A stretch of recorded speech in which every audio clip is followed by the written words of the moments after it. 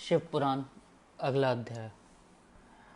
भगवान शिव के भिक्षु वरयावतार की कथा। राजकुमार और द्विज राजकुमार पर कृपा। नंदीश्वर कहते हैं, मुनि श्रेष्ठ, अब तुम भगवान शंभु के नारी संदेह भंजक भिक्षु अवतार का वर्णन सुनो, जिसे उन्होंने अपने भक्त पर दया करके ग्रहण किया था। विदर्भ देश में सत्यर्थ नाम से प्रसिद्ध एक राजा था, जो धर्म में तत्पर, सत्यशील और बड़े बड़े शिव भक्तों से प्रेम करने वाले थे। धर्मपूर्वक पृथ्वी का पालन करते हुए उनका बहुत सा समय सुखपूर्वक बीत गया। तदनंतर किसी समय शालव देश के राजाओं ने उस राजा की राजधानी पर आक्रमण करके उसे चारों ओर से घेर लिया। बलोन्मत्त शाल्वदेशीय क्षत्रियों के साथ, जिनके पास बहुत बड़ी सेना थी, राजा सत्यर्थ का भयंकर युद्ध हुआ। शत्रुओं के साथ दारुण युद्ध करके उनकी बड़ी भारी सेना नष्ट हो गई। फिर देवयोग से राजा भी शाल्वों के हाथ से मारे गए। उन नरेश के मारे जाने पर मरने से बचे हुए सैनिक मंत्रियों सहित भय से विहल हो भाग खड़े हुए। उस समय विदर्भराज सत्यर्थ की महारानी शत्रुओं से घिरी होने पर भी कोई प्रयत्न करके रात के समय अपने नगर से बाहर निकल गईं। वे गर्भवती थी, अतः शोक से संतप्त हो भगवान शंकर के चरणारविंदों का चिंतन करती हुई वे धीरे धीरे पूर्व दिशा की ओर बहुत दूर चली गईं। सवेरा होने पर रानी ने भगवान शंकर की दया से एक निर्मल सरोवर देखा। उस समय तक वे बहुत दूर का रास्ता तय कर चुकी थीं। सरोवर के तट पर आकर वे सुकुमारी रानी एक छायादार वृक्ष के नीचे बैठ गई। भाग्यवश उसी निर्जन स्थान में वृक्ष के नीचे ही रानी ने उत्तम गुणों से युक्त शुभ मुहूर्त में एक दिव्य बालक को जन्म दिया, जो सभी शुभ लक्षणों से संपन्न था। देववेश उस बालक की जननी महारानी को बड़ी जोर से की प्यास लगी। तब वे पानी पीने के लिए उस सरोवर में उतरी। इतने में ही एक बड़े भारी ग्राह ने आकर रानी को अपना ग्रास बना लिया। वह बालक पैदा होते ही माता पिता से हीन हो गया और भूख प्यास से पीड़ित हो उस तालाब के किनारे जोर जोर से रोने लगा। इतने में ही उस पर कृपा करके भगवान महेश्वर आ गए और उस शिशु की रक्षा करने लगे। उन्हीं की प्रेरणा से एक ब्राह्मणी अकस्मात वहां आ गई। वह विधवा थी, घर घर भीख मांगकर जीवन निर्वाह करती थी और अपने 1 वर्ष के बालक को गोद में लिए हुए उस तालाब के तट पर पहुंची थी। उसने एक अनाथ शिशु को वहां कंदरन करते हुए देखा। निर्जन वन में उस बालक को देखकर ब्राह्मणी को बड़ा विस्मय हुआ और वह मन ही मन विचार करने लगी, अहो, यह मुझे इस समय बड़े आश्चर्य की बात दिखाई देती है कि यह नवजात शिशु, जिसकी नाल भी अभी तक नहीं कटी है, पृथ्वी पर पड़ा हुआ है। इसकी माँ भी नहीं है, पिता आदि दूसरा कोई सहायक भी यहाँ नहीं दिखाई देते। क्या कारण हो गया, ना जाने यह किसका पुत्र है। इसे जानने वाला यहाँ कोई भी नहीं है, जिससे इसके जन्म के विषय में पूछूं। इसे देखकर मेरे हृदय में करुणा उत्पन्न हो गई है। मैं इस बालक का अपने ओर्स पुत्र की भांति पालन पोषण करना चाहती हूँ, परंतु इसके कुल और जन्म आदि का ज्ञान न होने के कारण इसे छूने का साहस नहीं होता। ब्राह्मणी जब इस प्रकार विचार कर रही थी, उस समय भक्त वत्सल भगवान शंकर ने बड़ी कृपा की।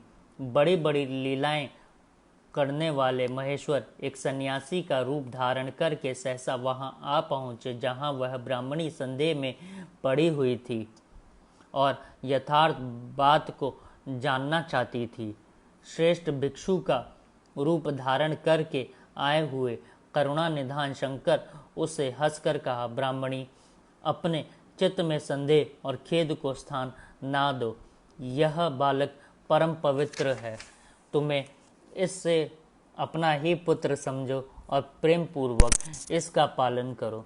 ब्राह्मणी बोली, प्रभु, आप मेरे भाग्य से ही यहाँ पधारे हैं। इसमें संदेह नहीं है कि मैं आपकी आज्ञा से इस बालक का अपने पुत्र की भांति पालन पोषण करूंगी। तथापि मैं विशेष रूप से यह जानना चाहती हूँ कि वास्तव में यह कौन है, किसका पुत्र है और आप कौन हैं जो इस समय यहाँ पधारे हैं। भिक्षुवर, मेरे मन में बार बार यह बात आती है कि आप करुणानिधि शिव ही हैं और यह बालक पूर्व जन्म में आपका भक्त रहा है। किसी कर्म दोष से यह इस दुर्वस्था में पड़ गया है। इसे भोग कर यह पुनः आपकी कृपा से परम कल्याण का भागी होगा। मैं भी आपकी माया से मोहित हो मार्ग भूलकर यहाँ आ गई हूँ। आपने ही इसके पालन के लिए मुझे यहाँ भेजा है। भिक्षुवर शिव ने कहा, ब्राह्मणी सुनो, यह बालक शिव भक्त विदर्भराज सत्यर्थ का पुत्र है। सत्यर्थ को शालव देशीय क्षत्रियों ने युद्ध में मार डाला है। उसकी पत्नी अत्यंत व्यग्र हो रात में शीघ्रतापूर्वक अपने महल से बाहर भाग गईं। उन्होंने यहाँ आकर इस बालक को जन्म दिया। सवेरे होने पर वे प्यास से पीड़ित हो सरोवर में उतरी। उसी समय देववश एक ग्राह ने आकर उन्हें अपना आहार बना लिया। ब्राह्मणी ने पूछा, भिक्षुदेव, क्या कारण है कि इसके पिता राज सत्यर्थ श्रेष्ठ भोगों के उपभोग के समय बीच में ही शालव देशीय शत्रुओं द्वारा मार डाले गए? किस कारण से इस शिशु की माता को ग्राह ने खा लिया और यह शिशु जो जन्म से ही अनाथ और बंधुहीन हो गया, इसका क्या कारण है? मेरा अपना पुत्र भी अत्यंत दरिद्र एवं भिक्षुक क्यों हुआ तथा मेरे इन दोनों पुत्रों को भविष्य में कैसे सुख प्राप्त होगा? भिक्षुवर शिव ने कहा, इस राजकुमार के पिता विदर्भराज पूर्व जन्म में पांड्य देश के श्रेष्ठ राजा थे। वे सब धर्मों के ज्ञाता थे और संपूर्ण पृथ्वी का धर्मपूर्वक पालन करते थे। एक दिन प्रदोष काल में राजा भगवान शंकर का पूजन कर रहे थे और बड़ी भक्ति से त्रिलोकीनाथ महादेव जी की आराधना में संलग्न थे। उसी समय नगर में सब ओर बड़ा भारी कोलाहल मचा। उस उत्कट शब्द को सुनकर राजा ने बीच में ही भगवान शंकर की पूजा छोड़ दी और नगर में शोभ फैलने की आशंका से राजभवन से बाहर निकल गए। इसी समय राजा का महाबली मंत्री शत्रु को पकड़कर उनके समीप ले आया। वह शत्रु शांडय राज का ही सामंत था। उसे देखकर राजा ने क्रोधपूर्वक उसका मस्तक कटवा दिया। शिव पूजा छोड़कर नियम को समाप्त किए बिना ही राजा ने रात में भोजन भी कर लिया। इसी प्रकार राजकुमार भी प्रदोष काल में शिवजी की पूजा के किए बिना ही भोजन करके सो गया। वही राजा दूसरे जन्म में विदर्भ राज हुआ था। शिवजी की पूजा में विघ्न होने के कारण शत्रुओं ने उसको सुख भोग के बीच में ही मार डाला। पूर्व जन्म में जो उसका पुत्र था वही इस जन्म में भी हुआ। शिव जी की पूजा का उल्लंघन करने के कारण वह दरिद्रता को प्राप्त हुआ है। इसकी माता ने पूर्व जन्म में छल से अपनी सौत को मार डाला था। उस महान पाप के कारण ही वह इस जन्म में ग्राह के द्वारा मारी गई। ब्राह्मणी, यह तुम्हारा पुत्र पूर्व जन्म में उत्तम ब्राह्मण था। इसने सारी आयु केवल दान लेने में बिताई है, यज्ञ आदि सत्कर्म नहीं किए हैं, इसलिए यह दरिद्रता को प्राप्त हुआ है। उस दोष का निवारण करने के लिए अब तुम भगवान शंकर की शरण में जाओ। ये दोनों बालक यज्ञोपवीत संस्कार के पश्चात भगवान शिव की आराधना करें, भगवान शिव इनका कल्याण करेंगे। इस प्रकार ब्राह्मणी को उपदेश देकर भिक्षु श्रेष्ठ सन्यासी का शरीर धारण करने वाले भक्त वत्सल शिव ने उसे अपने उत्तम स्वरूप का दर्शन कराया। उन्हें साक्षात शिव जानकर ब्राह्मण पत्नी ने प्रणाम किया और प्रेम से गदगद वाणी द्वारा उनकी स्तुति की। तत्पश्चात भगवान शिव वहीं अंतर ध्यान हो गए। उनके चले जाने पर ब्राह्मणी उस बालक को लेकर अपने पुत्र के साथ घर को चली गई। एक चक्रा नाम से सुंदर ग्राम में उसने घर बना रखा था। वह उत्तम अन्न से अपने बेटे तथा राजकुमार का भी पालन पोषण करने लगी। यथा समय ब्राह्मणों ने उन दोनों का यज्ञोपवीत संस्कार कर दिया। वे दोनों शिव की पूजा में तत्पर रहते हुए घर पर ही पड़े हुए। शांडिल्य मुनि के उपदेश से नियम परायण हो वे दोनों शुभ व्रत रख कर प्रदोष काल में शंकर जी की पूजा करते थे। एक दिन द्विज कुमार राजकुमार को साथ लिए बिना ही नदी में स्नान करने के लिए गया। वहां उसे निधि से भरा हुआ एक सुंदर कलश मिल गया। इस प्रकार भगवान शंकर की पूजा करते हुए उन दोनों कुमारों का उसी घर में एक वर्ष व्यतीत हो गया। तदनंतर एक दिन राजकुमार उस ब्राह्मण के साथ वन में गया। वहां अकस्मात एक गंधर्व कन्या आ गई। उसके पिता ने वह कन्या राजकुमार को दे दी। गंधर्व कन्या से विवाह करके राजकुमार निष्कंटक राज्य भोगने लगे। जिस ब्राह्मण पत्नी ने पहले अपने पुत्र की भांति उसका पालन पोषण किया था, वही उस समय राजमाता हुई और वह ब्राह्मण कुमार उसका भाई हुआ। राजा का नाम धर्मगुप्त था। इस प्रकार देवेश्वर शिव की आराधना करके राजा धर्मगुप्त अपनी उस रानी के साथ विदर्भ देश में रजोचित सुख का उपदेश करने लगा। मैंने तुमसे शिव के भिक्षु वर्य अवतार का वर्णन किया है, जिन्होंने राजा धर्मगुप्त को बाल्यकाल में सुख दान किया था। यह पवित्र आख्यान पापहारी परम पावन चारों पुरुषार्थों का साधक तथा संपूर्ण अभीष्ट को देने वाला है।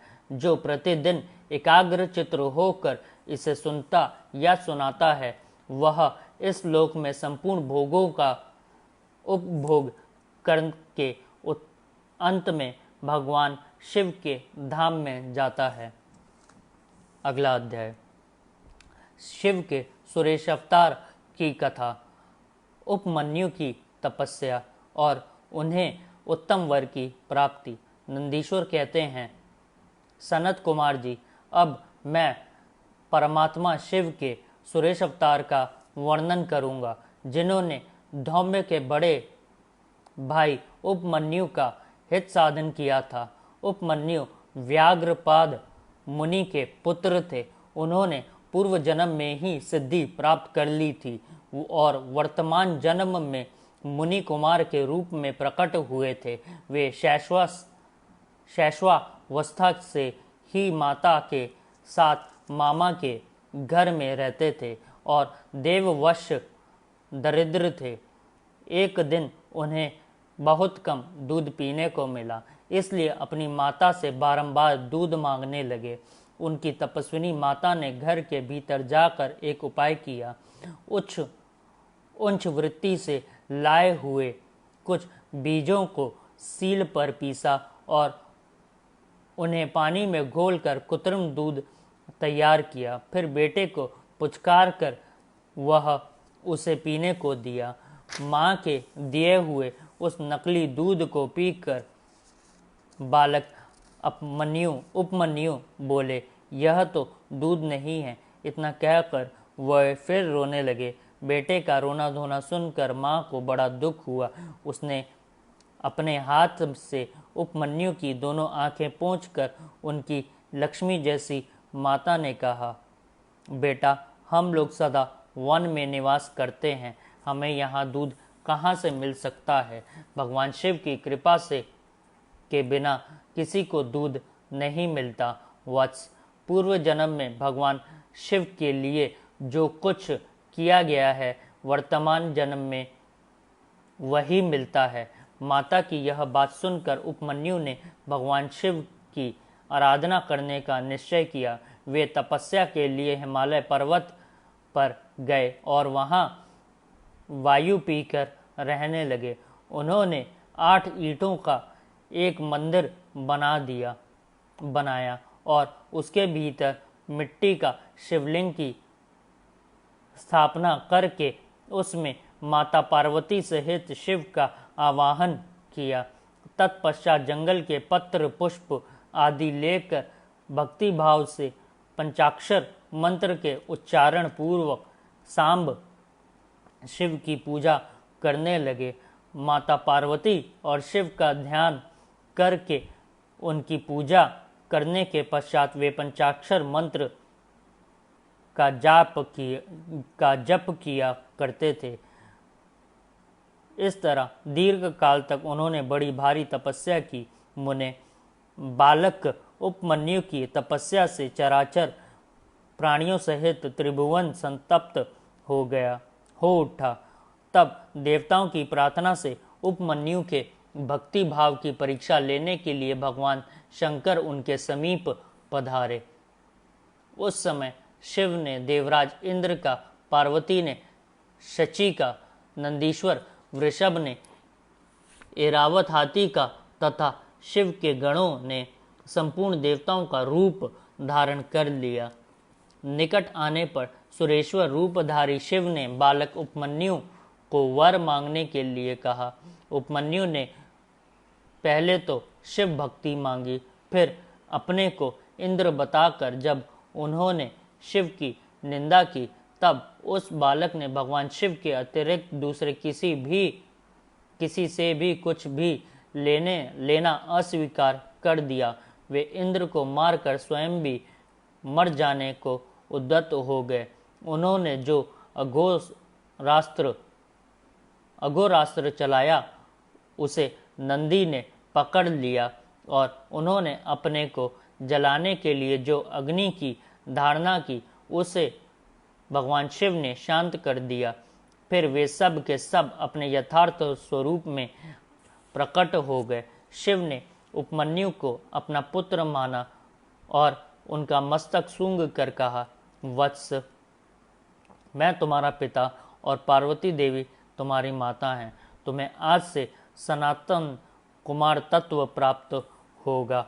मैं तुम्हारे लिए दूध, दही और मधु के सहस्त्र समुद्र देता हूँ। भक्ष्य भोज आदि पदार्थों के भी समुद्र तुम्हारे लिए सुलभ होंगे।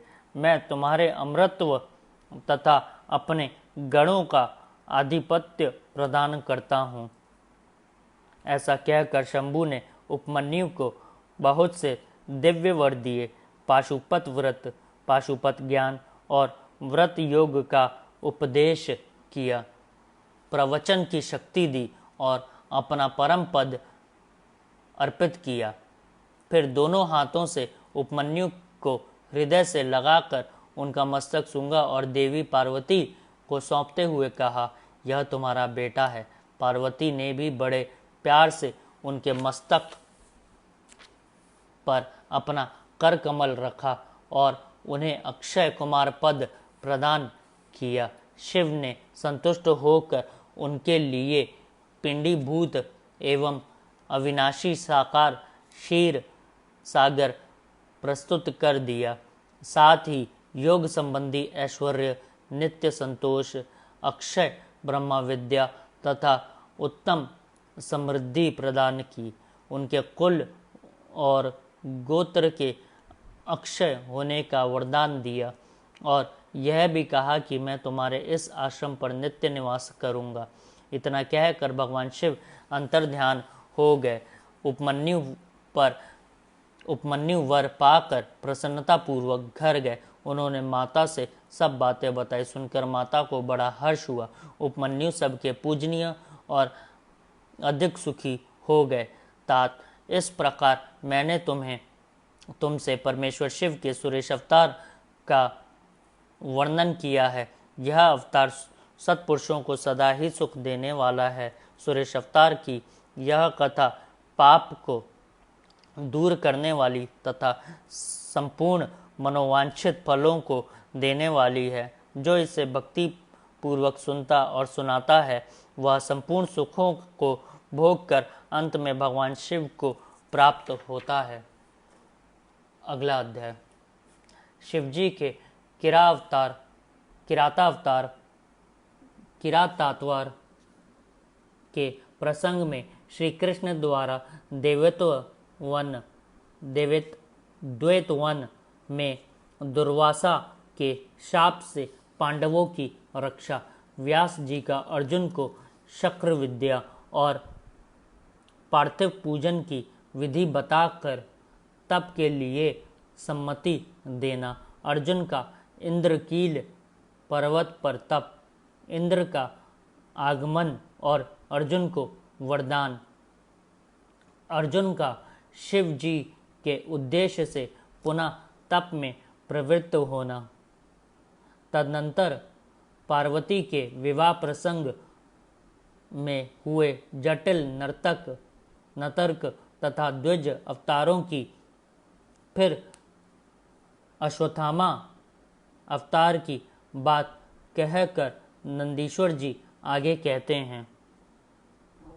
बुद्धिमान सनत कुमार जी, अब तुम पिनाकधारी भगवान शिव के किरात नामक अवतार का वर्णन सुनो। उस अवतार में उन्होंने मूक नामक दैत्य का वध और प्रसन्न होकर अर्जुन को वर प्रदान किया था। जब सुयोधन ने महाबली पांडवों को जीत लिया जुए में, तब वे सती साध्वी द्रौपदी के साथ देवत्वन में चले आए। वहीं वे पांडव सूर्य द्वारा की हुई बटलोई का आश्रय लेकर सुखपूर्वक अपना समय बिताने लगे। प्रियवर, उसी समय सुयोधन ने आदरपूर्वक मुनिवर दुर्वासा को छल करने के प्रयोजन से पांडवों के निकट जाने के लिए प्रेरित किया। तब महर्षि दुर्वासा अपने 10,000 शिष्यों के साथ आनंदपूर्वक वहां गए और पांडवों से मनोनुकूल भोजन की याचना की। तब उन सभी पांडवों ने उनकी प्रार्थना स्वीकार करके दुर्वासा आदि तपस्वी मुनियों को स्नान करने के लिए भेजा। मुनीश्वर, इधर अन्नाभाव के कारण वे सभी पांडव बड़े संकट में पड़ गए और मन ही मन प्राण त्याग देने का विचार करने लगे। तब द्रौपदी ने श्री कृष्ण का स्मरण किया। वे तत्काल ही वहां आ पहुंचे और शाख के पत्ते का भोग लगाकर उन सभी तपस्वियों को तृप्त कर दिया। फिर तो महर्षि दुर्वासा अपने शिष्यों को तृप्त हुआ जानकर वहां से चलते बने। इसी प्रकार श्री कृष्ण की कृपा से उस समय पांडव संकट से मुक्त हुए। तदनंतर भगवान श्री कृष्ण ने पांडवों को शिवजी की आराधना करने की सम्मति दी। फिर व्यास जी ने भी आकर उन्हें शंकर के समाराधन का आदेश देते हुए कहा, शिव जी संपूर्ण दुखों का विनाश करने वाले हैं। वे भक्ति करने से थोड़े ही समय में प्रसन्न हो जाते हैं। इसलिए सभी लोगों को शंकर जी की सेवा करनी चाहिए। वे महेश्वर प्रसन्न होने पर भक्तों की सारी अभिलाषाएं पूर्ण कर देते हैं, यहाँ तक कि वे इस लोक में सारे भोग और परलोक में मोक्ष तक दे डालते हैं। यह बिल्कुल निश्चित बात है।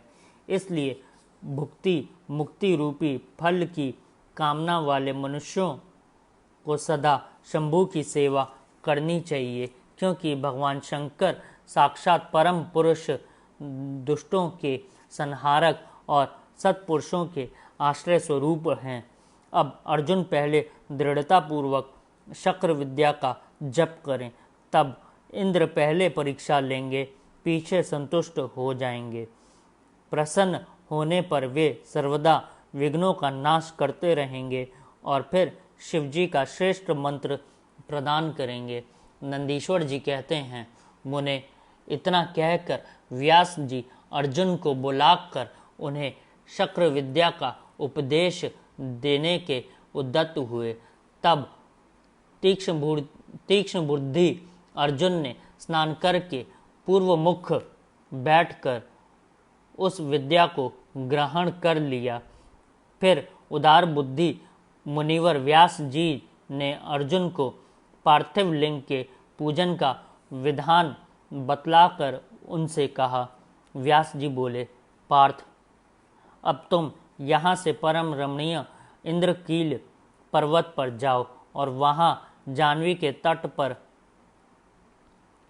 बैठकर सम्यक रूप से तपस्या करो।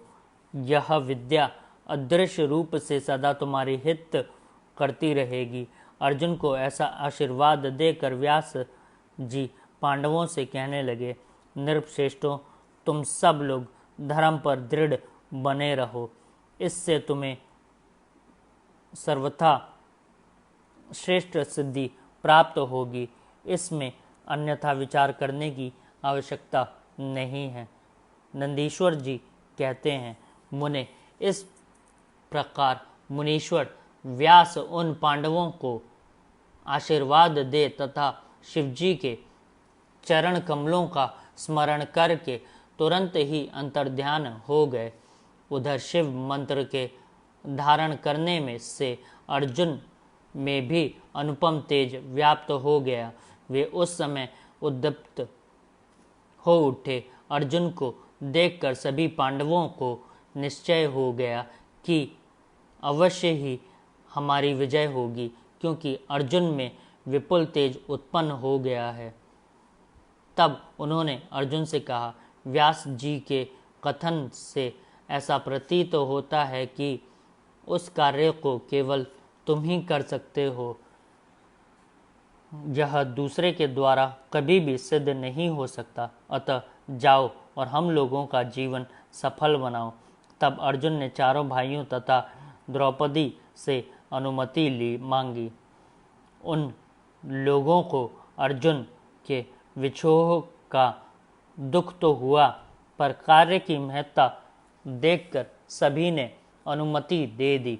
फिर तो अर्जुन मन ही मन प्रसन्न होते हुए उस उत्तम पर्वत इंद्रकील को चले गए। वहां पहुंचकर गंगा जी के समीप एक मनोरम स्थान पर, जो स्वर्ग से भी उत्तम और अशोक वन से सुशोभित था, ठहर गए। वहां उन्होंने स्नान करके गुरुवर को नमस्कार किया और जैसा उपदेश मिला था उसी के अनुसार स्वयं ही अपना वेश बनाया। फिर पहले मन ही मन इंद्रियों को अपकर्ष करके वे आसन लगाकर बैठ गए।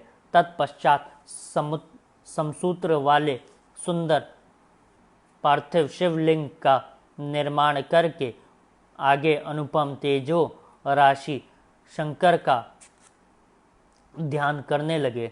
वे तीनों समय स्नान करके अनेक प्रकार के से बारंबार शिवजी की पूजा करते हुए उपासना में तत्पर हो गए।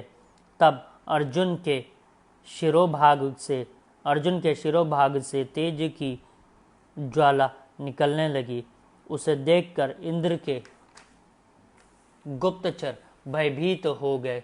वे सोचने लगे, यह यहाँ कब आ गया। पुनः उन्होंने ऐसा विचार किया कि यह घटना इंद्र को बतला देनी चाहिए। ऐसा सोचकर वे तत्काल ही इंद्र के समीप गए। गुप्तचरों ने कहा, देवेश, वन में एक पुरुष तप कर रहा है, परंतु हमें पता नहीं कि वह देवता है, ऋषि है, सूर्य है अथवा अग्नि है। उसी के तेज से संतप्त होकर हम आपके सन्निकट आए हैं। हमने उसका चरित्र भी आपसे निवेदित कर दिया। अब आप जैसा उचित समझे वैसा करें। नंदीश्वर जी कहते हैं, मुने, उन गुप्तचरों के यूं कहने पर इंद्र को अपने पुत्र अर्जुन का सारा मनोरथ ज्ञात हो गया। तब वे पर्वत रक्षकों को विदा करके स्वयं वहां जाने का विचार करने लगे। विप्रवर इंद्र अर्जुन की परीक्षा करने के लिए वृद्ध ब्रह्मचारी ब्राह्मण का वेश बनाकर वहां पहुंचे।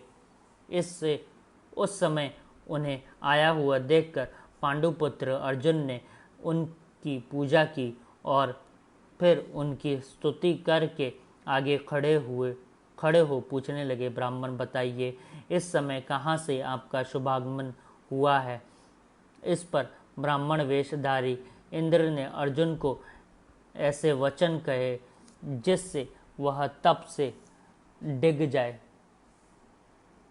पर जब अर्जुन को दृढ़ निश्चय देखा तब अपने स्वरूप तब इंद्र ने अर्जुन को भगवान शंकर स्वरूप प्रकट होकर इंद्र ने अर्जुन को भगवान शंकर का मंत्र बताया और उसका जप करने की आज्ञा दी। तदनंतर अपने अनुचरों को सावधानी के साथ अर्जुन की रक्षा करने का आदेश देकर वे अर्जुन से बोले, भद्र, तुम्हें कभी भी प्रमादपूर्वक राज्य नहीं करना चाहिए, परंतप यह विद्या तुम्हारे लिए श्रेयस्करी होगी। साधक को सर्वथा धैर्य धारण किए रहना चाहिए। रक्षक तो भगवान शिव हैं ही। वे संपत्तियां और फल मोक्ष दोनों समान रूप से देंगे। इसमें तनिक भी संशय नहीं है। नंदीश्वर कहते हैं, मुने, इस प्रकार अर्जुन को वरदान देकर देवराज इंद्र शिव जी के चरण कमलों का स्मरण करते हुए अपने भवन को लौट आए। तब महावीर अर्जुन ने सुरेश्वर को प्रणाम किया और फिर वे मन को वश में करके इंद्र के उपदेशानुसार शिवजी के उद्देश्य से तपस्या करने लगे। अगला अध्याय। किरातत्वर में प्रसंग के मूक नामक दैत्य का शुक्र रूप धारण करके अर्जुन के पास आना, शिवजी का किरातवेश में प्रकट होना और अर्जुन तथा किरातवेशधारी शिव द्वारा उस दैत्य का वध। नंदीश्वर जी कहते हैं, मुने, तदनंतर अर्जुन व्यास जी के उपदेशानुसार विधि पूर्वक स्नान तथा न्यास आदि करके परम भक्ति के साथ शिवजी का ध्यान करने लगा। उस समय वे एक श्रेष्ठ मुनि की भांति एक ही पैर के बल पर खड़े हो सूर्य की ओर एकाग्र दृष्टि करके खड़े खड़े मंत्र जाप कर रहे थे। इस प्रकार वे परम पूर्वक मन ही मन शिवजी का स्मरण करके शंभु के सर्वोत्कृष्ट पंचाक्षर मंत्र का जप करते हुए घोर तप करने लगे। उस तपस्या का ऐसा उत्कृष्ट तेज प्रकट हुआ जिसमें देवगण विस्मित हो गए। पुनः वे शिवजी के पास गए और समाहित चित्त से बोले। देवताओं ने कहा, सर्वेश, एक मनुष्य आपके लिए तपस्या में निरत है। प्रभु, वह व्यक्ति जो कुछ चाहता है उसे आप दे क्यों नहीं देते? नारद नंदीश्वर जी कहते हैं, मुने, यूँ कहकर देवताओं ने अनेक प्रकार से उनकी स्तुति की। फिर उनके चरणों की ओर दृष्टि लगाकर वे विनम्र भाव से खड़े हो गए। तब उद्धार बुद्धि एवं प्रसन्नात्मा महाप्रभु शिव जी उस वचन को सुनकर ठठाकर हंस पड़े और देवताओं से इस प्रकार बोले। शिवजी ने कहा, देवताओं, अब तुम लोग अपने स्थान को लौट जाओ। मैं सब तरह से तुम लोगों का कार्य संपन्न करूंगा। यह बिल्कुल सत्य है, इसमें संदेह की गुंजाइश नहीं है। नंदीश्वर जी कहते हैं, मुने, शंभू के उस वचन को सुनकर देवताओं को पूर्णतः निश्चय हो गया। तब वे सब अपने स्थान को लौट गए। उसी समय मूक नामक दैत्य शुकर का रूप धारण करके वहां आया।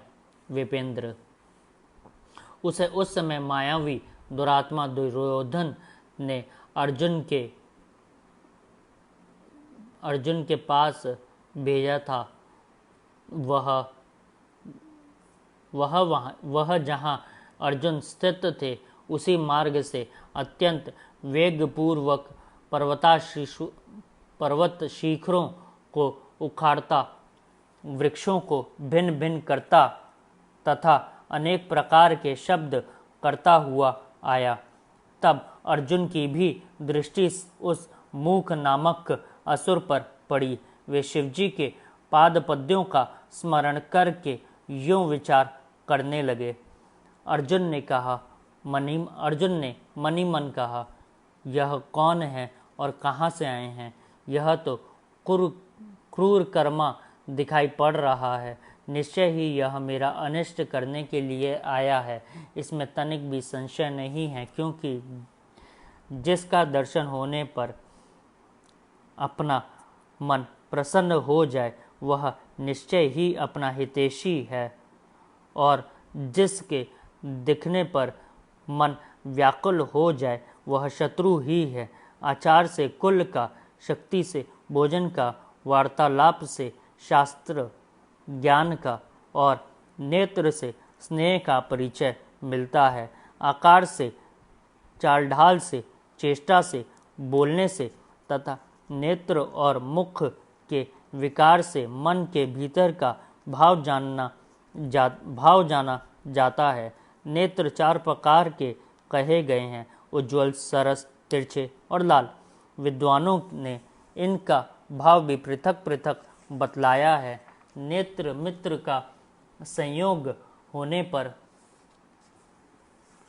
उज्ज्वल, पुत्र दर्शन के समय सरस, कामिनी के प्राप्त होने पर वक्र और शत्रु के दिख जाने पर लाल हो जाते हैं। इस नियम के अनुसार इसे देखते ही मेरी सारी इंद्रियां कलुषित हो उठी हैं। अतः यह निसंदेह शत्रु ही है और मार डालने योग्य है। इधर मेरे लिए गुरु जी की आज्ञा भी ऐसी है कि राजन, जो तुम्हें कष्ट देने के लिए उद्यत हो उसे तुम बिना किसी प्रकार का विचार किए अवश्य मार डालना, तथा मैंने इसीलिए आयुध भी तो धारण कर रखा है। यूं विचार कर अर्जुन बाण का संधान करके वहीं डट कर खड़े हो गए। इसी बीच भक्त वत्सल भगवान शंकर अर्जुन की रक्षा, उनकी भक्ति की परीक्षा और उस दैत्य का नाश करने के लिए शीघ्र ही वहां आ पहुँचे। उस समय उनके 7 गणों का यूथ भी था और वे महान अद्भुत सुशिक्षित सुशिक्षित भील का रूप धारण किए हुए थे। उनकी कांच बंधी थी और उन्होंने वस्त्र खंडों से ईशान ध्वज बांध रखा था। उनके शरीर पर श्वेत धारियां चमक रही थी। पीठ पर बाणों से भरा हुआ तरकश बंधा था और वे स्वयं धनुष धारण किए हुए थे। उनका गण यूथ भी वैसी ही साज सज्जा से युक्त था। इस प्रकार शिव वल्लभराज बने हुए थे। वे सेनाध्यक्ष होकर तरह तरह के शब्द करते हुए आगे बढ़े। इतने में सूअर की गुर्राहट का शब्द 10 दिशाओं में गूंज उठा। उस शब्द से पर्वत आदि सभी जड़ पदार्थ झन्ना उठे। तब उस वनेचर के शब्द से घबराकर अर्जुन सोचने लगे, अहो, क्या ये भगवान शिव तो नहीं है जो यहाँ शुभ करने के लिए पधारे हैं, क्योंकि मैंने पहले से ही ऐसा सुन रखा है। पुनः श्री कृष्ण और व्यास जी ने भी ऐसा ही कहा है तथा देवताओं ने भी बारंबार स्मरण करके ऐसे ही घोषणा की है कि शिव कल्याणकर्ता और सुख दाता हैं। वे मुक्ति प्रदान करने के कारण मुक्तिदाता कहे जाते हैं। उनका नामस्मरण करने से मनुष्यों का निश्चय ही कल्याण होता है। वे लोग सर्वथा से उनका भजन करते हैं। उन्हें स्वप्न में भी दुख का दर्शन नहीं होता। यदि कदाचित कुछ दुख आ ही जाता है तो उसे कर्मजनित समझना चाहिए। सो भी बहुत सी आशंका का होने पर भी थोड़ा होता है, अथवा उस विशेष रूप से प्रारब्ध की ही दोष मानना चाहिए, अथवा कभी कभी भगवान शंकर अपनी इच्छा से थोड़ा सा अधिक दुख भुगताकर फिर निसंदेह उसे दूर कर देते हैं। वे विष को अमृत और अमृत को विष बना देते हैं। यूं जैसी उनकी इच्छा होती है वैसा वे करते हैं। भला उन समर्थ को कौन मना कर सकता है। अन्यान्य प्राचीन भक्तों की भी ऐसी ही धारणा थी। अतः भावी भक्तों को सदा इसी विचार पर अपने मन को स्थित रखना चाहिए। लक्ष्मी यह अथवा चली जाए, लक्ष्मी रहे अथवा चली जाए, मृत्यु आँख के सामने ही क्यों ना उपस्थित हो जाए। लोग निंदा करें अथवा परेशान करें अथवा प्रशंसा, परंतु शिव भक्ति से दुखों का विनाश होता ही है। शंकर अपने भक्तों को चाहे वे पापी हों या पुण्यात्मा सदा सुख देते हैं।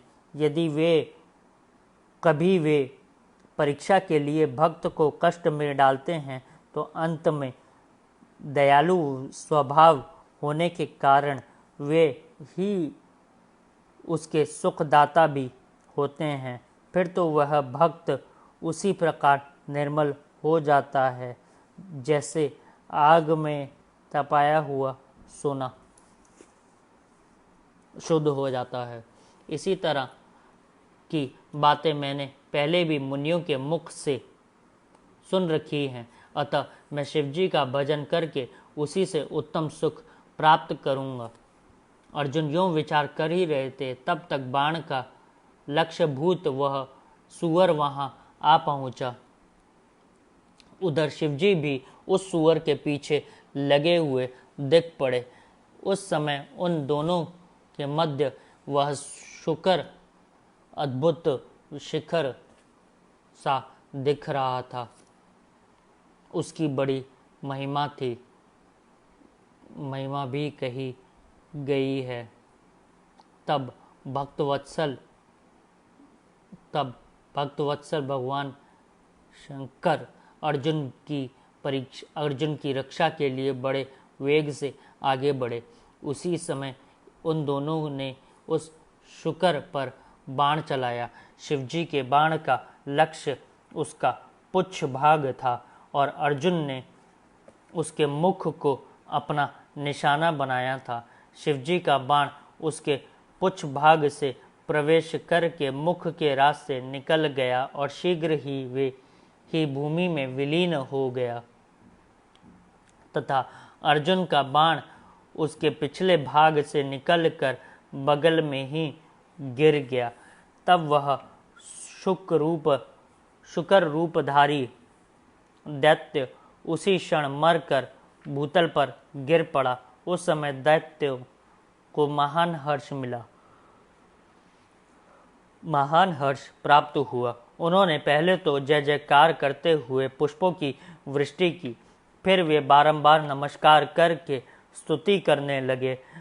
उस समय उन दोनों ने दैत्य के उस क्रूर रूप की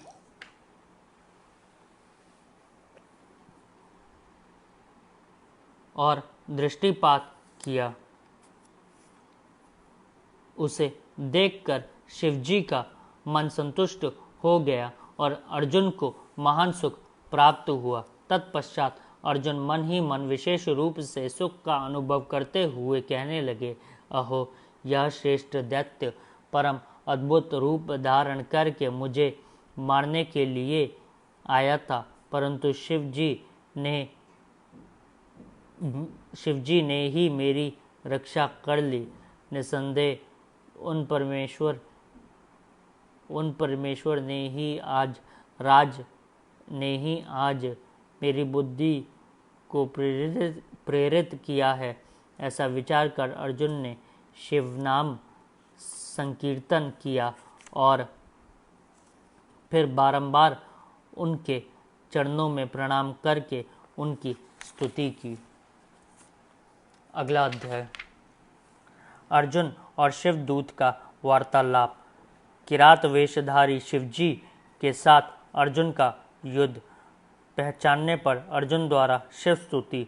शिवजी का अर्जुन को वरदान देकर अंतर्ध्यान होना। अर्जुन का आश्रम पर लौटकर भाइयों से मिलना। श्री कृष्ण का अर्जुन से मिलने के लिए वहां पधारना। नंदीश्वर जी कहते हैं, महाज्ञानी सनत कुमार जी, अब परमात्मा शिव की उस लीला को श्रवण करो जो भक्त वत्सलता से युक्त तथा उनकी दृढ़ता से बड़ी हुई है। तदनंतर शिवजी ने उस बाण को लाने के लिए तुरंत ही अपने अनुचर को भेजा। इधर अर्जुन भी उसी निमित्त वहां आए। इस प्रकार एक ही समय में रुद्रानुचार तथा अर्जुन दोनों बाण उठाने के लिए वहां पहुंचे। तब अर्जुन ने उसे डरा धमका कर अपना बाण उठा लिया। यह देखकर उस अनुचर ने कहा, ऋषिस्तम, आप क्यों इस बाण को ले रहे हैं? यह हमारा सहायक है, इसे छोड़ दीजिए। भिल्लराज के उस अनुचर द्वारा यों कहे जाने पर मुनिश्रेष्ठ अर्जुन ने शंकर जी का स्मरण किया और इस प्रकार कहा, वनेचर, तू बड़ा मूर्ख है। तू बिना समझे बूझे क्या बक रहा है? इस बाण को तो मैंने अभी अभी छोड़ा है, फिर यह तेरा कैसे? इसकी धारियां तथा पिच्छों पर मेरा ही नाम अंकित है, फिर यह तेरा कैसे हो गया? ठीक है, तेरा कुटिल स्वभाव छूटना कठिन है। नंदीश्वर जी कहते हैं, मुने, अर्जुन का यह कथन सुनकर भिल्ल रूपी गणेश्वर को हंसी आ गई। तब वह ऋषि रूप में वर्तमान अर्जुन को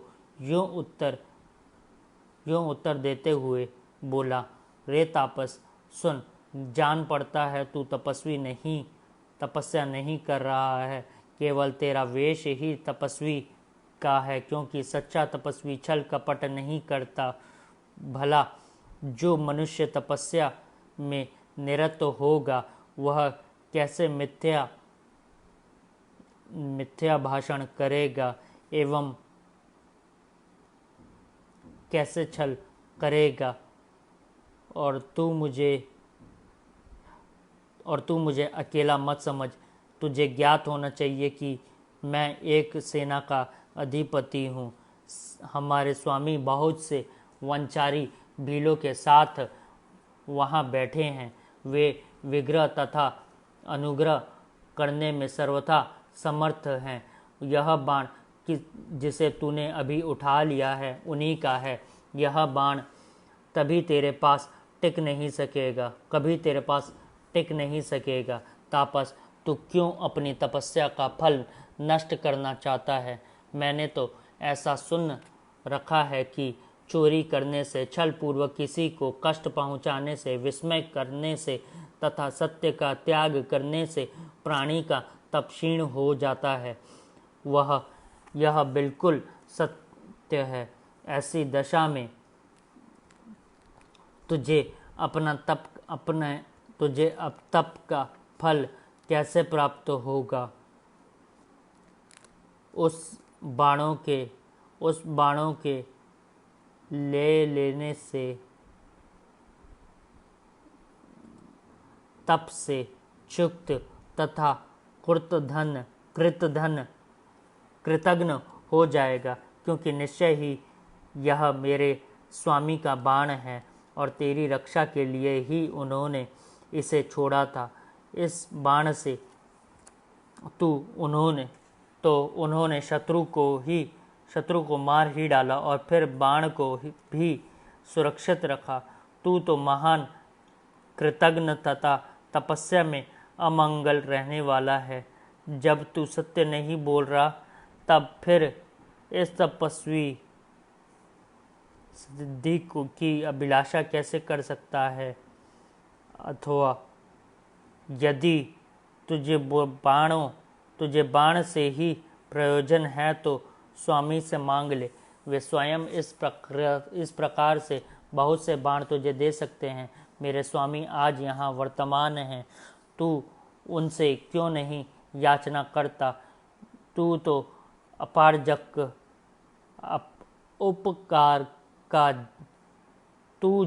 उपकार का परित्याग करके उपकार करना चाहता है तथा अभी कर रहा है, यह छोड़कर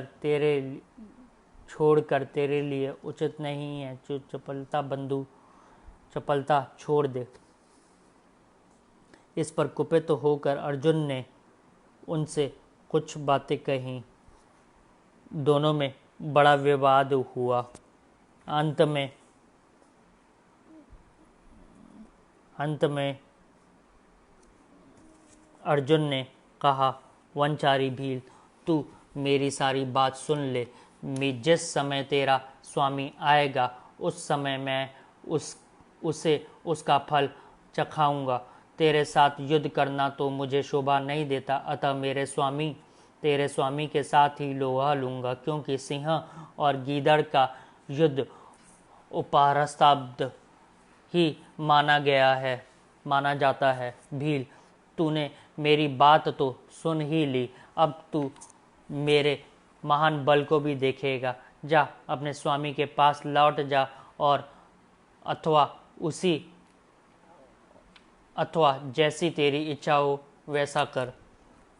नंदीश्वर जी कहते हैं, मुने अर्जुन के यों कहने पर वह भील जहाँ शिवावतार सेनापति किरात विराजमान थे वहाँ गया और उन भील राज से अर्जुन का सारा वचन विस्तार पूर्वक कह सुनाया। उनकी बात सुनकर उन किरातेश्वर को महान हर्ष हुआ। वह भीलधारी भगवान शंकर अपनी सेना के साथ वहां गए। उधर पांडुपुत्र अर्जुन ने भी जब किरात की उस सेना को देखा तब वे भी धनुष बाण ले सामने आकर डट गए। तदनंतर किरात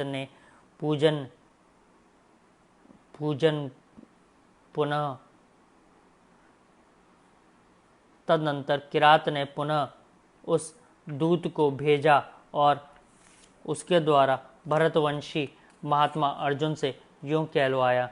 किरात ने कहा, तपस्विनी, तनिक इस सेना की ओर तो दृष्टिपात करो। अरे अब तुम बाण छोड़कर जल्दी भाग जाओ। क्यों तुम इस समय एक सामान्य काम के लिए प्राण गंवाना चाहते हो? तुम्हारे भाई दुख से पीड़ित हैं, स्त्री तो उनसे भी बढ़कर दुखी है। मेरा जो विचार है कि ऐसा करने से पृथ्वी पर तुम्हारे हाथ से ही चले जाएंगे। नंदीश्वर जी कहते हैं, मुने, जब अर्जुन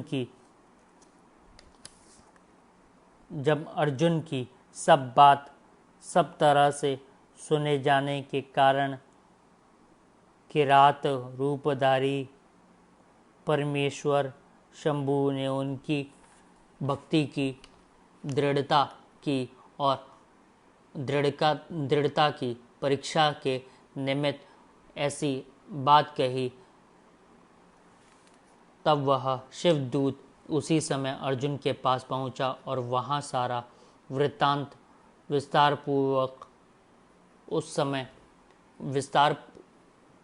पूर्वक कह सुनाया। उसकी बात सुनकर अर्जुन ने उस समागत दूत से पुनः कहा, दूत, तुम जाकर अपने सेनापति से कहो कि तुम्हारे कथनानुसार करने से सारी बातें विपरीत हो जाएंगी। यदि मैं तुम्हें अपने बाण देता हूं तो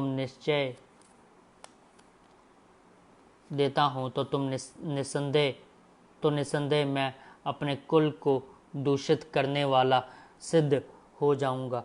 इसलिए भले ही मेरे भाई दुखार तो हो जाएं, परंतु तथा वह मेरी सारी विद्याएं निष्फल हो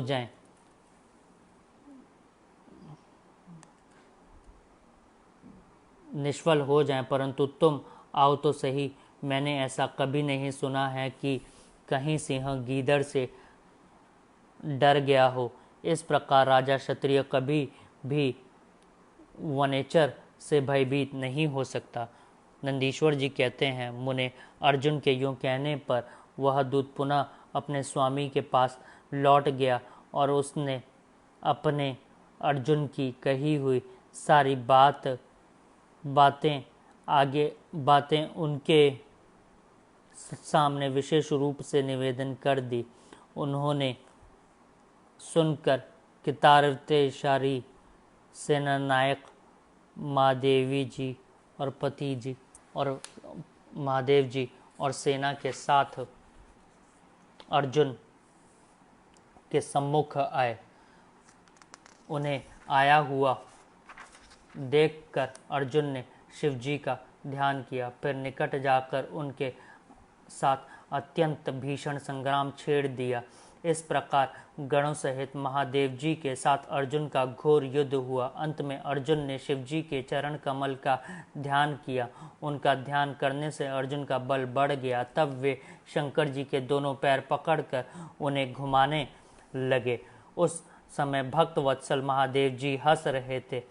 मुने, भक्त पराधीन होने के कारण वे अर्जुन को अपनी दास्ता प्रदान करना चाहते थे, इसलिए उन्होंने ऐसी लीला रची थी, अन्यथा ऐसा होना सर्वथा असंभव था। तत्पश्चात शंकर जी ने भक्त परवशता के कारण मुस्कुराकर वहीं अपना सौम्य एवं अद्भुत रूप सहसा प्रकट कर दिया।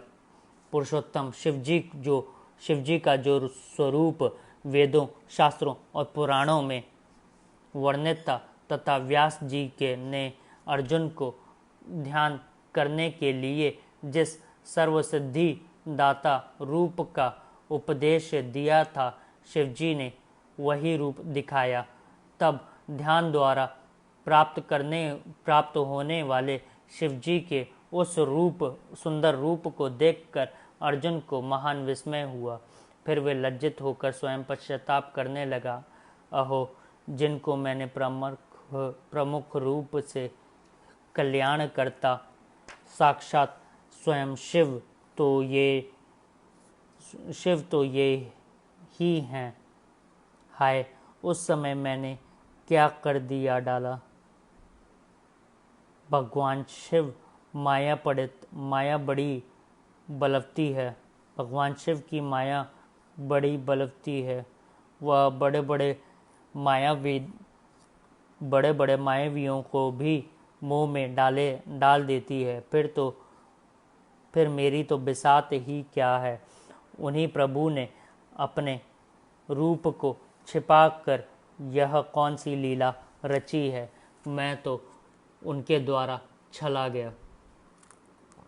इस प्रकार अपनी बुद्धि से भली भांति विचार करके अर्जुन ने प्रेम पूर्वक हाथ जोड़ एवं मस्तक झुकाकर भगवान शिव को प्रणाम किया।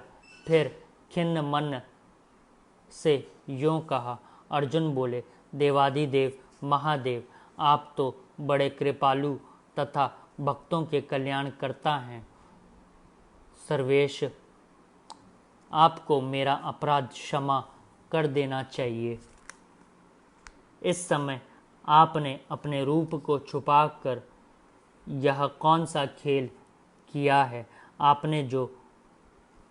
आपने जो मुझे छल लिया प्रभो, उस समय प्रभो आप सौमिधिक के साथ युद्ध करने वाले हैं।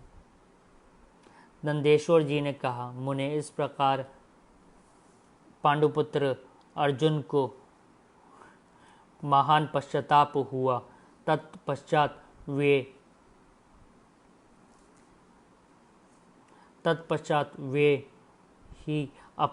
वे ही महाप्रभु शंकर जी के चरणों में लौट गए। यह देखकर भक्त वत्सल महेश्वर का चित्त प्रसन्न हो गया। तब वे अर्जुन को अनेकों प्रकार से आश्वासन देकर यूं बोले। शंकर जी ने कहा, पार्थ, तुम तो मेरे परम भक्त हो, अतः खेद न करो। यह तो मैंने आज तुम्हारी परीक्षा लेने के लिए ऐसी लीला रची थी, इसलिए तुम शोक त्याग दो। नंदीश्वर जी कहते हैं, मुने, यूं कहकर भगवान शिव ने अपने दोनों हाथों से पकड़कर अर्जुन को उठा लिया और अपने तथा गणों के समक्ष उनकी लाज का निवारण किया। फिर भक्त वत्सल भगवान शंकर वीरों में मान्य पांडुपुत्र अर्जुन को सब तरह से हर्ष प्रदान करते हुए प्रेम पूर्वक बोले। शिवजी ने कहा, पांडवों में श्रेष्ठ अर्जुन, मैं तुम पर परम प्रसन्न हूँ, अतः अब तुम वर मांगो। इस समय तुमने जो मुझ पर प्रहार एवं आघात किया है, उसे मैंने अपनी पूजा मान लिया है। साथ ही यह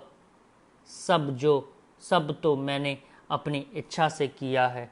इसमें तुम्हारा अपराध ही क्या है। अतः तुम्हारी जो लालसा हो वह मांग लो, क्योंकि मेरे पास कोई भी ऐसी वस्तु नहीं है जो तुम्हारे लिए अदेय नहीं है।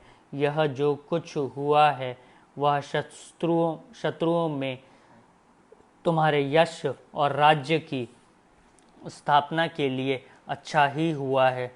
तुम्हें इसका दुख नहीं मानना चाहिए। अब तुम अपनी सारी घबराहट छोड़ दो। नंदीश्वर जी कहते हैं, मुने, भगवान शंकर के यूं कहने पर अर्जुन भी भक्ति पूर्वक सावधानी से खड़े होकर शंकर जी से बोले। अर्जुन ने कहा, शंभो, आप तो बड़े उत्तम स्वामी हैं, आपको भक्त बहुत प्रिय हैं। देव, भला मैं आपकी करुणा का क्या वर्णन कर सकता हूँ सदाशिव, आप तो बड़े कृपालु हैं। यो कहकर अर्जुन ने महाप्रभु शंकर की सद्बुद्धि सदयुक्ति युक्त एवं वेद सम्मत स्तुति आरंभ की। अर्जुन बोले, आप देव को नमस्कार है। कैलाश स्वामिन, आपको प्रणाम है। सदाशिव, आपको अभिवादन है। पंचमुख परमेश्वर, आपको मैं सर झुकाता हूँ। आप जटाधारी तथा 3 नेत्रों से विभूषित हैं। आपको बारंबार नमस्कार है। आप प्रसन्न रूप वाले तथा सहस्त्रों मुखों से युक्त हैं। आपको प्रणाम है। नीलकंठ, आपको मेरा नमस्कार प्राप्त हो। मैं सत्योजात को अभिवादन करता हूँ। वामांग में गिरिजा को धारण करने वाले वृषध्वज, आपको प्रणाम है।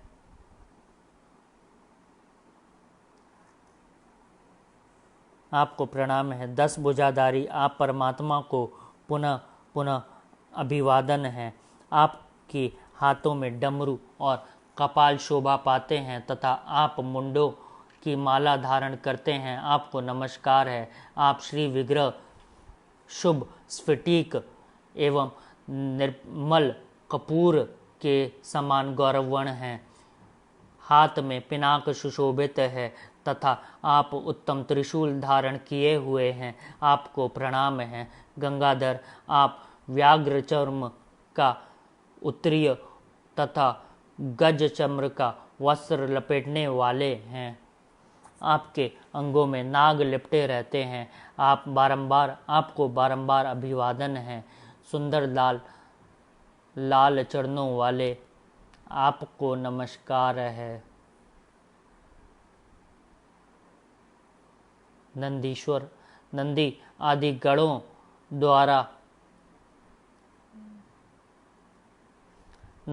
गणों द्वारा सेवित आप गणनायक को प्रणाम है, जो गणेश स्वरूप हैं। कार्तिकेय, जिनके अनुगामी हैं, जो भक्तों को भक्ति और मुक्ति प्रदान करने वाले हैं, उन आपको पुनः पुनः नमस्कार है। आप निर्गुण सगुण रूप रहित, रूपवान, कला युक्त तथा निष्कल हैं। आपको मैं बारंबार सर झुकाता हूँ। जिन्होंने मुझ पर अनुग्रह करने के लिए किरात वेश धारण किया है, जो वीरों के साथ युद्ध करने के लिए प्रेमी तथा नाना प्रकार की लीलाएं करने वाले हैं, उन महेश्वर को प्रणाम है। जगत में जो कुछ भी रूप दृष्टि गोचर हो रहा है, वह सब आपका ही तेज कहा जाता है। आप चिद्रूप हैं और अन्वय भेद से त्रिलोकी में रमण कर रहे हैं। जैसे धूलि कणों की आकाश में उदय हुई तारकाओं की तथा बरसते हुए जल की बूंदों की गणना नहीं की जा सकती, उसी प्रकार आपके गणों की भी संख्या नहीं है। नाथ, आपके गणों की गणना करने में तो वेद भी समर्थ नहीं है। मैं तो एक मंदबुद्धि व्यक्ति हूँ, फिर मैं उनका वर्णन कैसे कर सकता हूँ।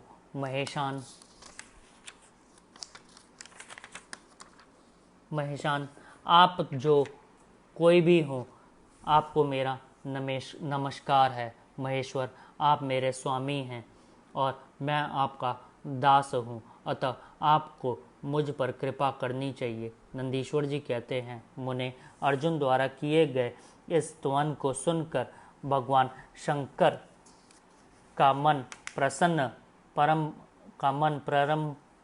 परम प्रसन्न हो गया। तब वे हंसते हुए पुनः अर्जुन से बोले। शंकर जी ने कहा, वत्स, अब अधिक कहने से क्या लाभ, तुम मेरी बातें सुनो और अपना अभीष्ट वर मांगो। इस समय तो मैं तुम जो कुछ कहोगे वह सब मैं तुम्हें प्रदान करूँगा। नंदीश्वर जी कहते हैं, महर्षि शंकर जी के यूँ कहने पर अर्जुन ने हाथ जोड़कर नतमस्तक हो सदाशिव को प्रणाम किया और फिर प्रेम पूर्वक गदगद वाणी में कहना आरंभ किया। अर्जुन ने कहा, विभो, आप तो स्वयं ही अंतर्यामी रूप से सबके अंदर विराजमान हैं, अतः घट घट की जानने वाले हैं।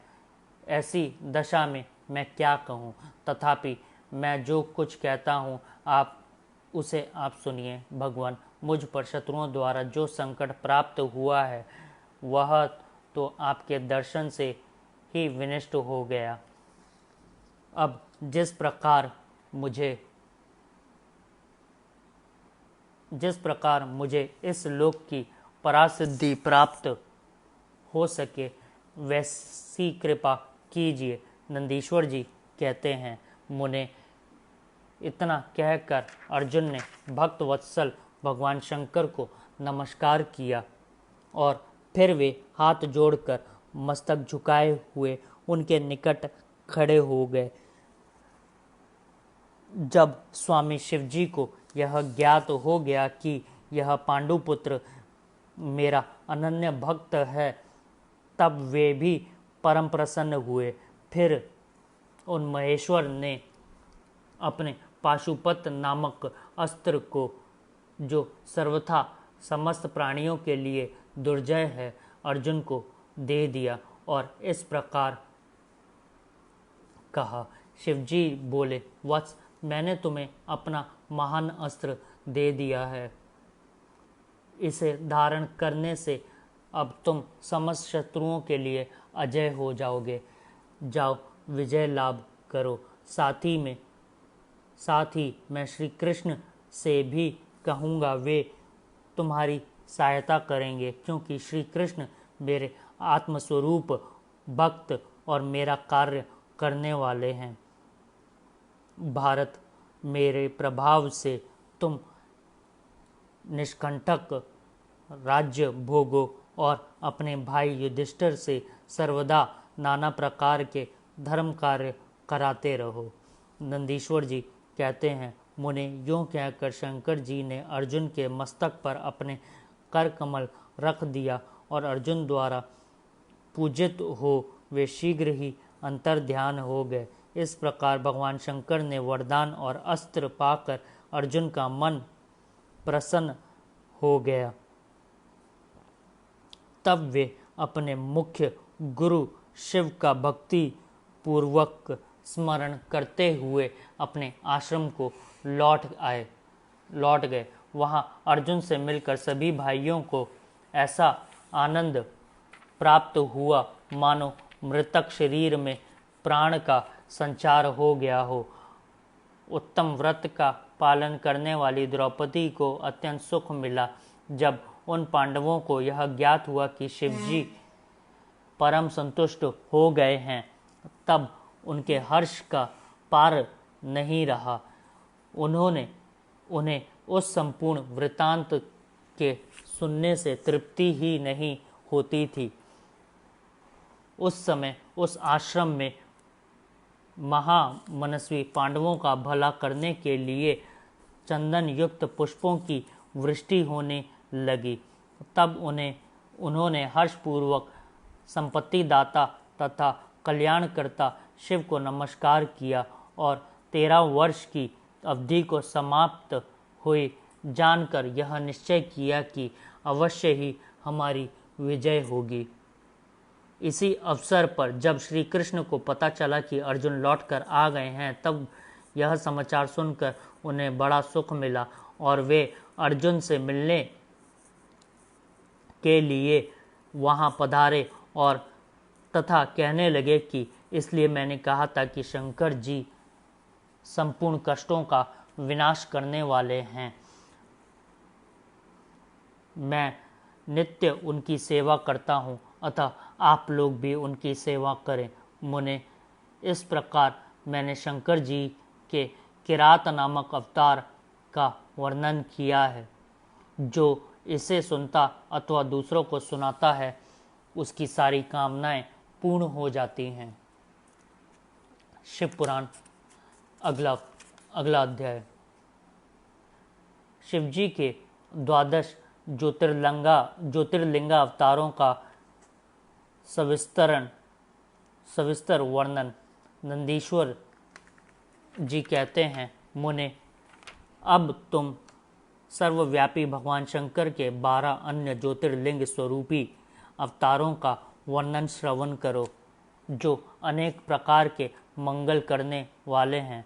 उनके नाम ये हैं: सौराष्ट्र में सोमनाथ, श्रीशैल पर मल्लिकार्जुन, उज्जैनी में महाकाल, ओंकार में उमरेश्वर, हिमालय पर केदार, डाकिनी में भीमशंकर, काशी में विश्वनाथ, गौतमी के तट पर त्र्यंबकेश्वर, चिताभूमि में वैद्यनाथ, दारुकवन में नागेश्वर, सेतुबंध पर रामेश्वर और शिवालय में घुष्मेश्वर। मुने, परमात्मा शंभु के ये ही वे 12 अवतार हैं। ये दर्शन और स्पर्श करने से मनुष्यों को सब प्रकार का आनंद प्रदान करते हैं। मुने, उनमें पहला अवतार सोमनाथ का है। यह चंद्रमा के दुख का विनाश करने वाला है। इनका पूजन करने से श्रेय और कुष्ठ आदि रोगों का नाश, क्षय और कुष्ठ आदि रोगों का नाश हो जाता है। यह सोमेश्वर नामक शिवावतार सौराष्ट्र नामक पावन प्रदेश में लिंग रूप से स्थित है। पूर्व काल में चंद्रमा ने इनकी पूजा की थी। वहीं संपूर्ण पापों का विनाश करने वाला एक चंद्रकुंड है, जिसमें स्नान करने से बुद्धिमान मनुष्य संपूर्ण रोगों से मुक्त हो जाता है। परमात्मा शिव के सोमेश्वर नामक महालिंग का दर्शन करने से मनुष्य पाप से छूट जाता है और उसे भोग और मोक्ष सुलभ हो जाते हैं। तात शंकर जी का मल्लिकार्जुन नामक दूसरा अवतार श्रीशैल पर हुआ। वह भक्तों को अभीष्ट फल प्रदान करने वाला है। मुने, भगवान शिव परम प्रसन्नता पूर्वक अपने निवास भूत कैलाश गिरी से लिंग रूप में श्रीशैल पर पधारे हैं। पुत्र प्राप्ति के लिए इनकी स्तुति की जाती है। मुने, यह जो दूसरा ज्योतिर्लिंग है वह दर्शन और पूजन करने से महा सुख कारक होता है। अंत में मुक्ति भी प्रदान कर देता है। इसमें तनिक भी संशय नहीं है। तात शंकर जी का महाकाल नामक तीसरा अवतार उज्जैनी नगरी में हुआ। वह अपने भक्तों की रक्षा करने वाला है। एक बार रत्नमाल निवासी दूषण नामक असुर, जो वैदिक धर्म का विनाशक, विप्रद्रोही तथा सब कुछ नष्ट करने वाला था, उज्जैनी में जा पहुंचा। तब वेद नामक ब्राह्मण के पुत्र ने शिवजी का ध्यान किया। फिर तो शंकर जी ने तुरंत ही प्रकट होकर हुंकार द्वारा उस असुर को भस्म कर दिया। तत्पश्चात अपने भक्तों का सर्वथा पालन करने वाले शिव देवताओं के प्रार्थना करने पर महाकाल नामक ज्योतिर्लिंग स्वरूप में वहीं प्रतिष्ठित हो गए। इन महाकाल नामक लिंग का प्रयत्न पूर्वक दर्शन और पूजन करने से मनुष्य की सारी कामनाएं पूर्ण हो जाती हैं और अंत में उसे परम गति प्राप्त होती है। परम आत्मबल से संपन्न परमेश्वर शंभु ने भक्तों को अभीष्ट फल प्रदान करने वाला ओंकार नामक चौथा अवतार धारण किया। ओंकार मुने विंध्य गिरी ने भक्ति पूर्वक विधान से शिवजी का पार्थिव लिंग स्थापित किया। उसी लिंग से विंध्य का मनोरथ पूर्ण करने वाले महादेव प्रकट हुए। तब देवताओं की प्रार्थना करने पर भक्ति मुक्ति के प्रदाता भक्त वत्सल लिंग रूपी शंकर वहां दो रूपों में विभक्त हो गए। मुनीश्वर उनमें एक भाग ओंकार में ओंकारेश्वर नामक उत्तम लिंग के रूप में प्रतिष्ठित हुआ और दूसरा पार्थिव लिंग परमेश्वर नाम से प्रसिद्ध हुआ। मुने इन दोनों में जिस किसी का भी दर्शन पूजन किया जाए वह भक्तों की अभिलाषा पूर्ण करने वाला समझना चाहिए। महामुने, इस प्रकार मैंने तुम्हें इन दोनों महादिव्य ज्योतिर्लिंगों का वर्णन सुना दिया है। परमात्मा शिव के 5वें अवतार का नाम है केदारेश। वह केदार में ज्योतिर्लिंग रूप से स्थित है।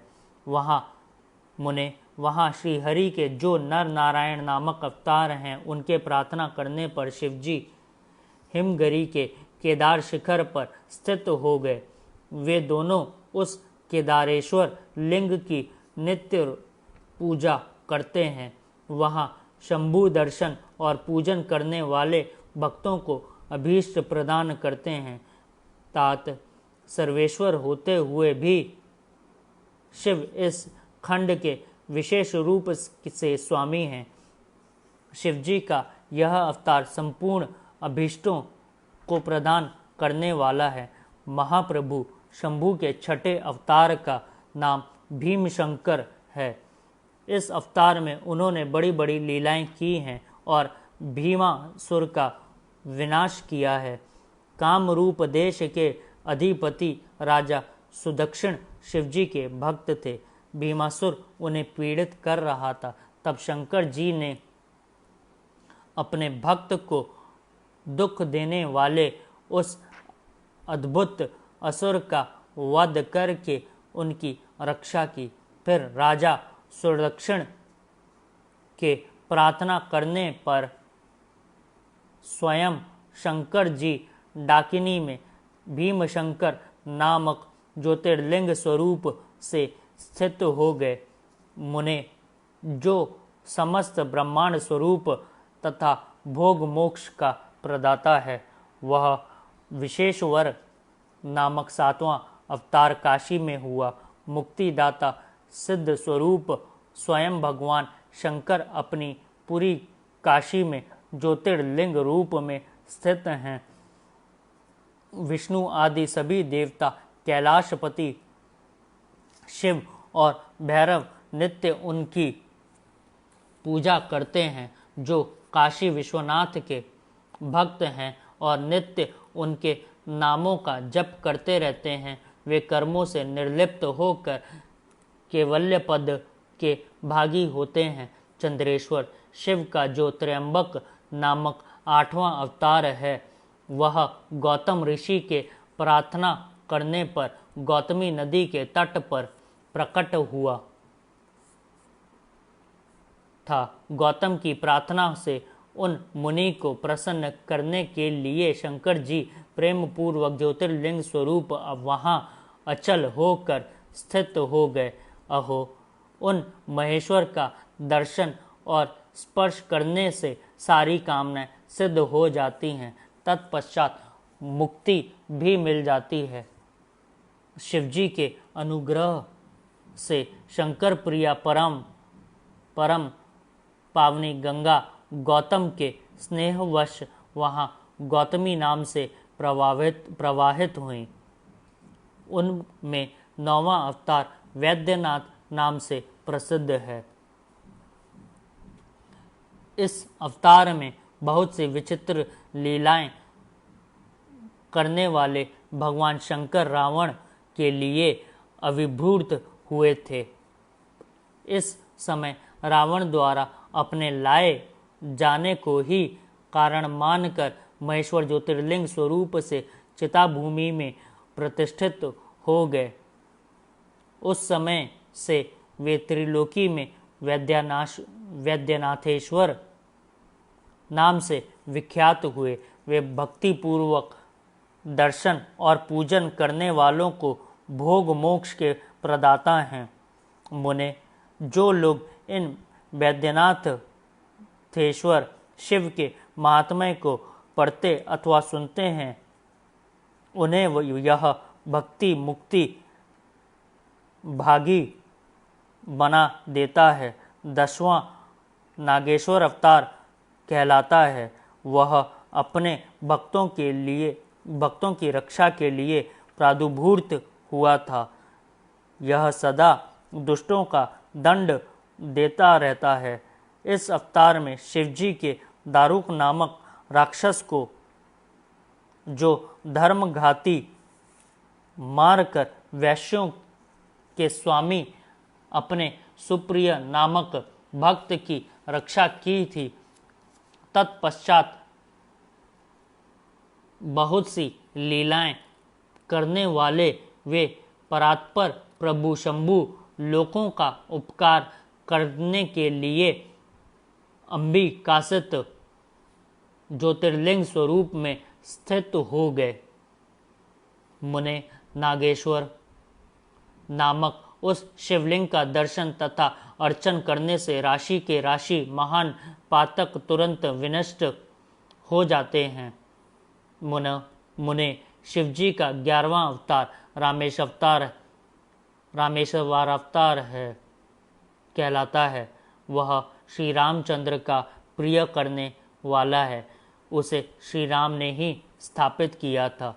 जिन भक्त वत्सल शंकर ने परम प्रसन्न होकर श्री राम को प्रेम पूर्वक विजय का वरदान दिया, वे ही लिंग रूप में आविर्भूत हुए। मुने, तब श्री राम के अत्यंत प्रार्थना करने पर वे सेतु बंध पर ज्योतिर्लिंग रूप से स्थित हो गए।